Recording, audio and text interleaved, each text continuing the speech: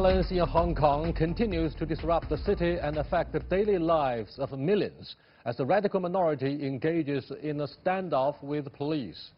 Meanwhile, the U.S. Senate has passed a Hong Kong bill which is condemned by China as an attempt to meddle in its internal affairs. Why did Hong Kong protests turn so violent? What's the reason for the continuing standoff? And how can public order and the rule of law be restored? To discuss these issues and more, I'm happy to be joined in the studio by He Jing, attorney at the Angie Law Firm, and Andy Mok, senior research fellow at Center for China and Globalization. We'll also speak via satellite to Dr. Edward Xie, founder and CEO of the Gaofeng Advisory Company in Hong Kong. That's our topic. This is a dialogue. I'm Yang Ray.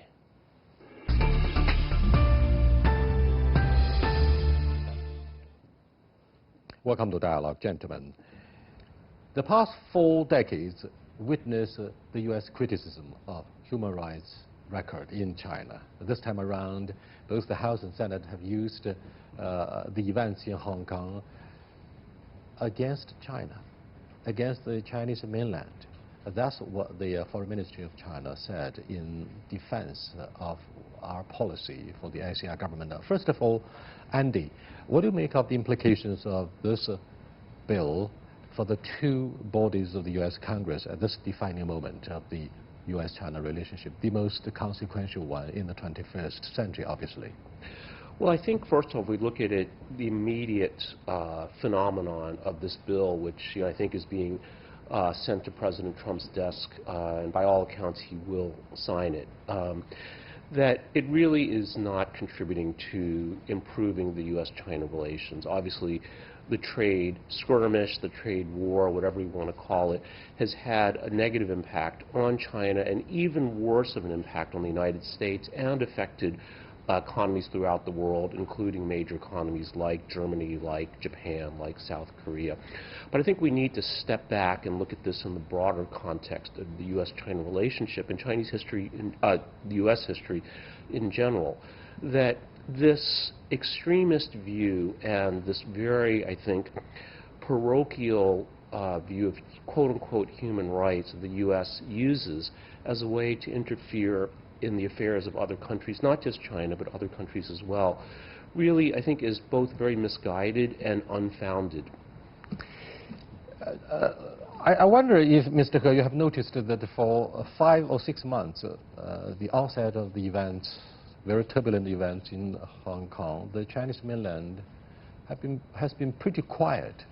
Not very much interference with the internal affairs of the ASEAN government.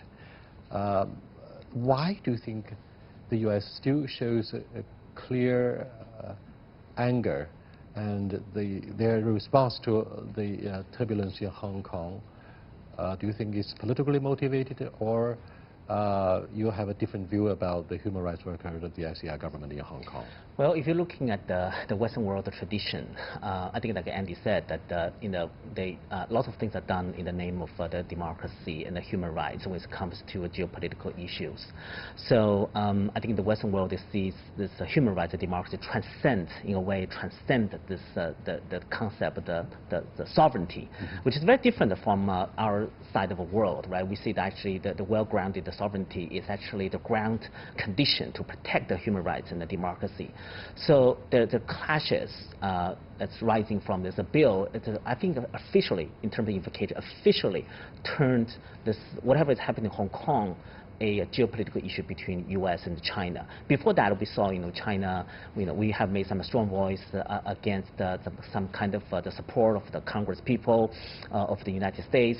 But right now, with this law passed, this has become something official between the 2 governments. I think that's probably the true implication of the passage of this bill, assuming it's going to be passed into the law.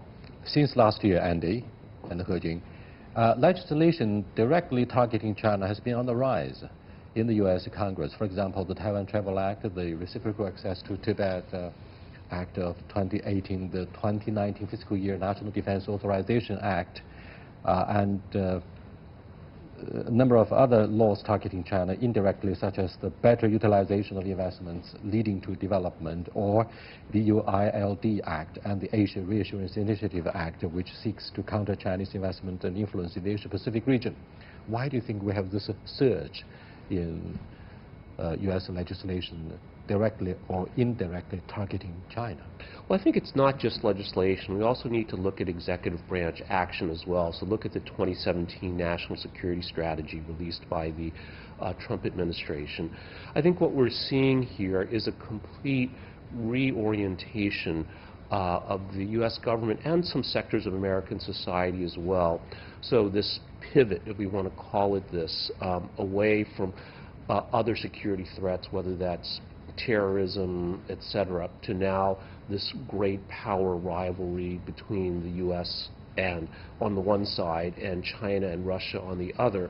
But within these two countries, China is seen as the bigger threat. So I think this is what's driving this, and it's an unfortunate alignment of political opportunism, a lot of traditional political interest, whether we're looking at traditional labor that has feared loss of jobs, the national security establishment, of course, I think always has viewed China with some suspicion, and of course as China's economy grows, as China's diplomatic influence grows, but also I think the recognition that China's model is not just legitimate, but actually very, very effective. And we see countries from Africa to Europe to Southeast Asia saying, wait a minute, you know, there's something here, and I think this is causing consternation in the United States. It seems both the issue of human rights and what is called the compliance with the rules, the two ideas have both been weaponized by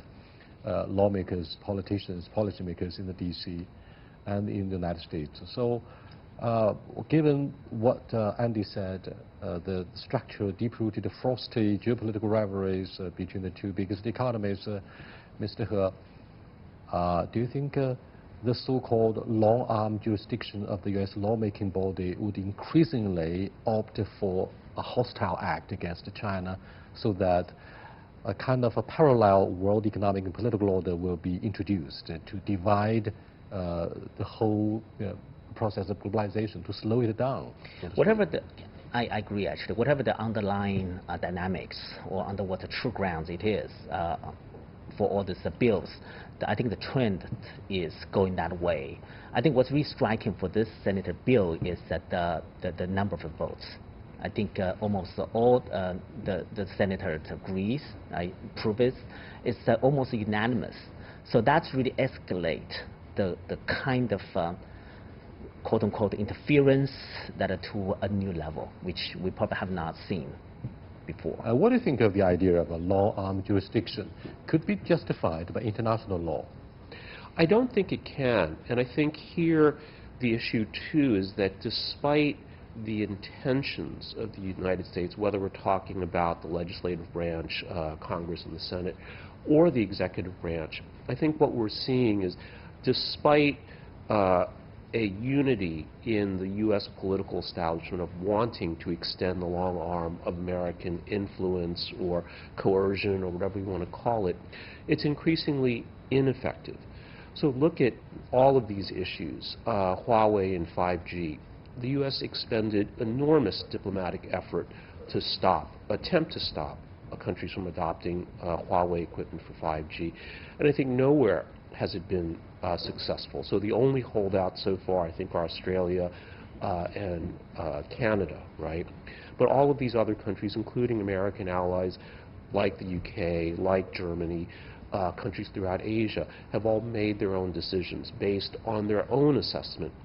So I think similarly, we'll look at Xinjiang as well. So the U.S. worked very hard at the UN to try to condemn China on this, and yet a group of Islamic countries all said, that those in the position to know best, said, we think China is actually doing the right thing here.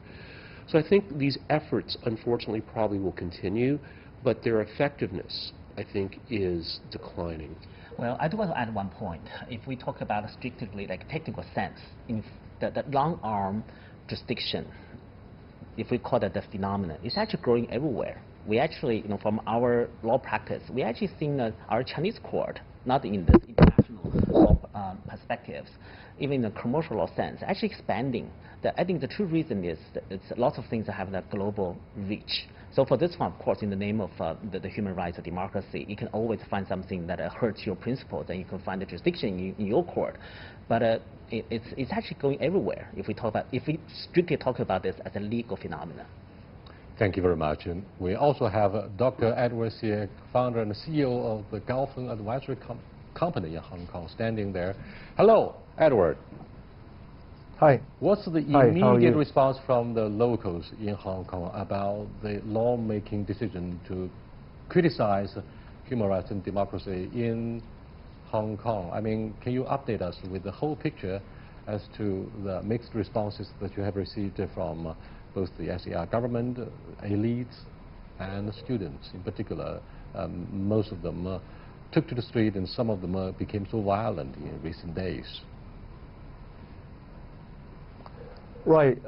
As you know, the violence which has been taking place since June has really split the Hong Kong society into many divisions, but largely speaking into two halves.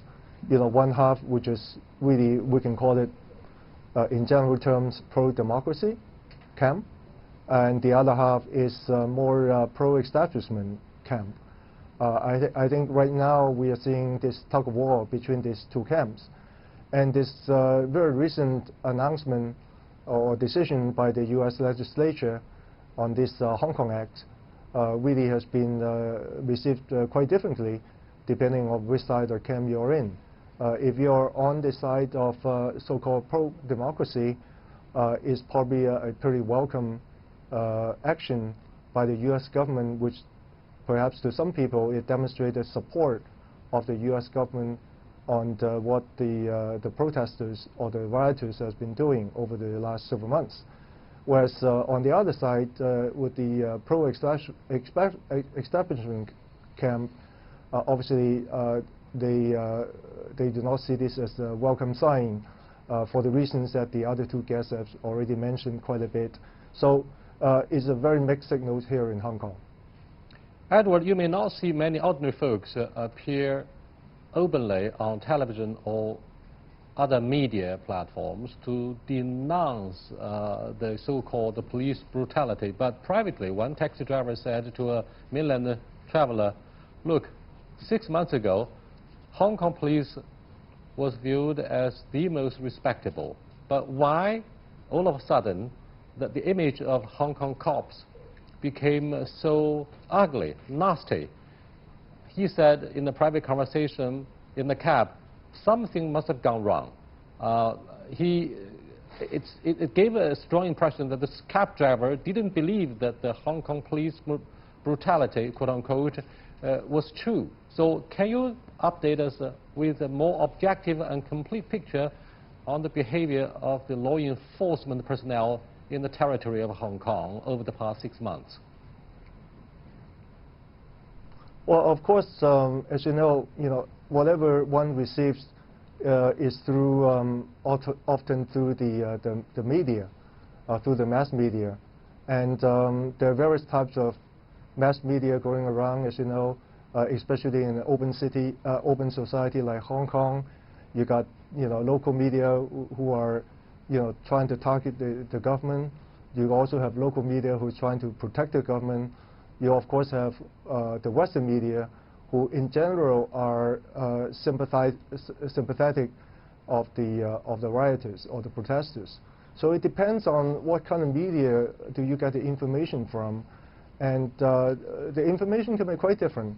But from at least from my personal point of view, as I observe what's been happening in the last several months, given the duration of the situation, given the number of incidents or riots or protests that's been going on in so many locations here in Hong Kong, and if you look at the number of so-called casualties, people who got hurt, or even people who got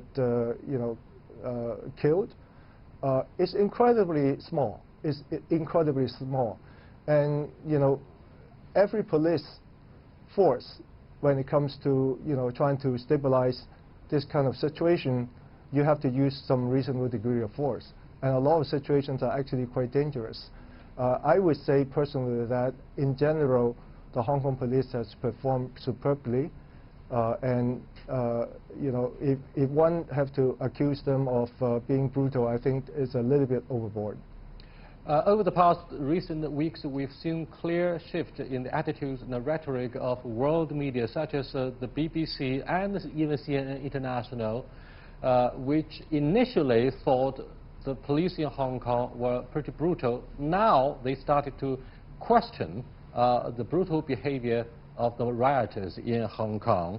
What captured the headlines, I'm afraid, is the decision by the State Council in the mainland to appoint Mr. Tang Ping Kong as Commissioner of Police, replacing Lo Wai Chung. What will this mean for Hong Kong's attempt to restore public order and rule of law? Well, I think, you know, some of the reasons why some of the Western media has changed its stance on the reports on the police force was that, you know, the degree of violence from the protesters has really been stepping up quite significantly over the last several weeks. You know, protesters have been throwing bombs, have been even using arrows or other, you know, so-called weapons to try to attack the police. And, you know, the police has had to really respond, right?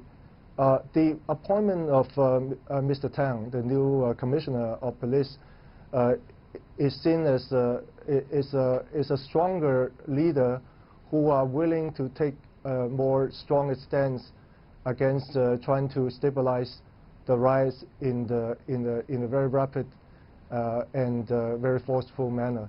So from the standpoint of you know, restoring the rule of law in Hong Kong, hopefully Mr. Tang would accelerate this process by using the appropriate force to try to stabilize the violence here in Hong Kong. Yes, of course, the top priority on the agenda of the SAR government at this moment is to quickly restore order and the credibility of the administration. Now, Andy and her, a 70-year-old man was killed with a brick during the violent protests, and another poor guy was set ablaze by the rioter.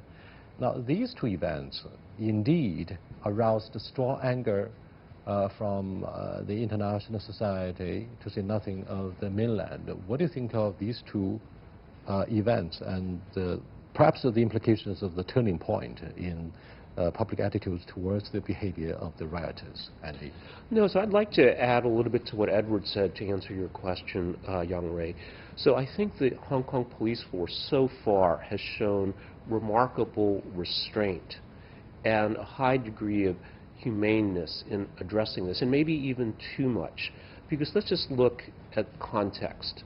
In Chile, the protest resulted in 19 people killed. In Iran, in these recent protests, about 100 people were killed. Hundreds of people were killed in the protests in Iraq, as well as thousands of people injured in these three protests. So directly killed by the police in Hong Kong, 0. Okay. So, of course, there's been a lot of disruption, a lot of economic damage, as well as disruption of society, fear, etc., intimidation that should not happen. But yet, I think this could have been much worse, and the Hong Kong police has shown remarkable restraint. And yet, I think there does come a point when enough is enough, and this is where I think we should give the Western media credit, where the coverage has been largely biased and I think very partisan in support of inciting rioting. But I think even the Western media, most of the reporters, editors are decent people. And now they are seeing that perhaps they were wrong to be so supportive of this. But I think, again, that being said, you know, Hong Kong, so my family's from Hong Kong originally, so I think have a quite good understanding of how Hong Kong people think, and we'll probably talk about this more later in the program. But I think that enough is enough, and the Hong Kong police are necessary but not sufficient part. There also needs to be the political will at the SAR and government level to say, look, we really have to stop this. We've been very tolerant. We've given these protesters, rioters space. So I think we're moving in the right direction. He Jing, China's top legislature has discounted Hong Kong's High Court ruling that the emergency regulations ordinance. Let me say it again. China's top legislature, the NPC, National People's Congress, has discounted Hong Kong's High Court ruling that the emergency regulations ordinance on wearing masks is incompatible with the basic law. Zhang Tiewei, spokesperson for the Commission of Legislative Affairs of the National People's Congress, said its standing committee is the sole legislative body that can make judgments and decisions over whether a law of the Hong Kong Special Administrative Region is in accordance with the basic law. What do you think of the current disputes, quote-unquote, between the Hong Kong High Court and the highest lawmaking body in the mainland, the NPC? Yeah, this is actually a very unusual situation when it comes to what we call like a basic law or constitutional law issue. You know, basic law is a part of our constitutional framework. So when a decision like this issued by the Hong Kong court and the end, when we're looking at the position of the National People's Congress, it's really about the constitutional law issue, which is about who have the right to interpret or invalidate the Hong Kong law. So it's very interesting after this news came out, after the National People's Congress made the announcement, that all of a sudden in the Chinese social media, a article emerged, surfaced up. That article was written by a very famous Hong Kong law professor back in 1998, which is really about that whether the Hong Kong court has a right to review the constitutionality of the Hong Kong ordinances. So the conclusion was that of that Hong Kong law professor is yes, the Hong Kong court could do that. Now this is more a Hong Kong law issue, but if you're looking at the National People's Congress spokesperson's position, it's very clear that I think our government believes that whatever the Hong Kong High Court is doing is not what is really needed. You know, I actually read through this 106-page Hong Kong High Court decision. There's some very fine legal points there. There are really some fine points. For example, the court basically said that when it comes to public danger, there's one emergency test, there's one public danger. The court believes that the emergency the regulation ordinance is incompatible with the basic law when this comes to the grounds of public danger. They didn't say anything about emergency, which means that if the chief executive enacts this face covering law based on the emergency, that might be different. But right now, they do that based on the public danger. So we can see there's some fine points here. Let me go back to Edward. What do you think of the discussions between the mainland and the Hong Kong High Court over the issue of mask-wearing acts by the rioters?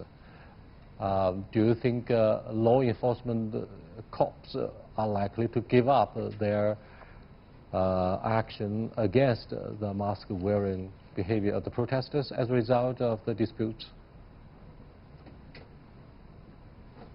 At this moment, it's hard to say because in a way, the Hong Kong court really have not or the judge have not really finally announced his decision yet on the whole thing. So I think the Hong Kong government stance right now is to wait until that court final decision has come out.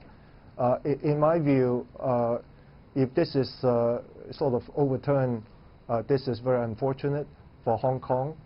Because the anti-mask law was a pretty good direction to stabilize the situation with respect to the riots. If this is overturned, then perhaps this is not heading in the right direction. Andy, what's your understanding about the authority of the NPC, the National People's Congress, in their interpretations about the basic law? And what if something goes wrong in the execution of the law of the Hong Kong SAR government? Do you think NPC is in a better position for the interpretation? What's your common sense? Sure. Well, I think there's two aspects to this. So first is what is the actual wording of the law or the regulation? But I think more importantly, any legal decision, any important legal decision actually has a political component to it. And whether that's the United States, we look at the suspension of habeas corpus during the Civil War, Roe versus Wade in terms of abortion. These very important issues that are legal, start as legal issues, actually are political questions. And I think that when we look at the situation in Hong Kong, it started as a local problem. It could grow into a national security problem. Now, when we look at China, it's one country, two systems. So it's two systems under one country. So if a problem in a local area, whether that's Hong Kong, whether that's another city in mainland China, grows for whatever reasons, of course I think the national level government needs to be involved. So whether that's the NPC or other organs of state, that this is, of course, an issue, particularly if it becomes a national security issue. Now, Mr. He Jing, there's yet another topical talking point that merits the general public attention concerning the composition of Hong Kong judges.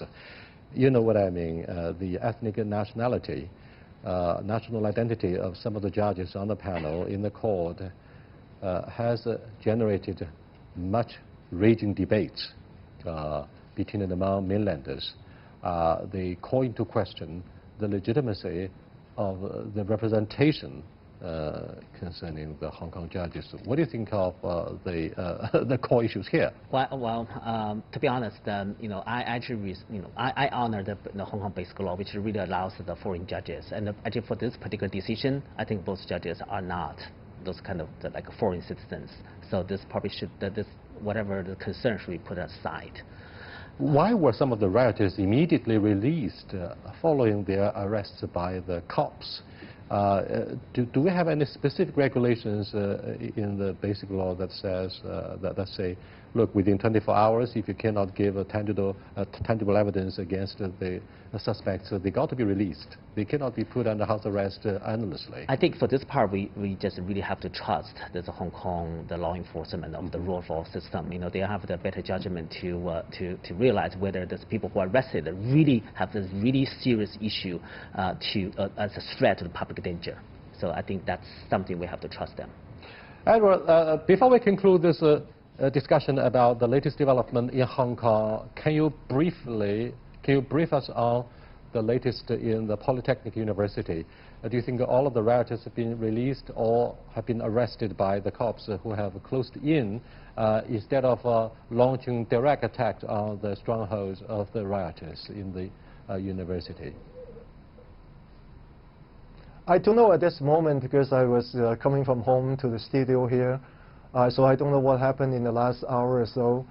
But before I came, I took a look at the TV news. I think there were still quite a number, meaning a couple of dozens of rioters or so were still inside the Polytechnic universities. The police have not really decided or have not taken an action or trying to penetrate into the campus to take a hold of these people. So right now, at least, when I left my home to come here, there was still a stalemate. Edward, do you feel there is a strong need by the locals that the PLA garrison troops should be mobilized and send them out of the barracks to intervene openly at this moment? What do you think of the necessity? Very quickly. I don't believe that's a necessity right now, but as you know, some of the PLA people came out very, trying to help to clean up some of the mess in some localities, near the barracks, that was highly welcomed by the Hong Kong people. So that kind of thing would be good, but in general, probably not that necessary. Thank you very much, Edward, He Jing, and Andy Mok. Many people are wondering aloud when we would have the end game of the violence in Hong Kong and public order as well as the rule of law could be restored to ensure the sustainability of this financial hub in East Asia. I will see you next time. Goodbye.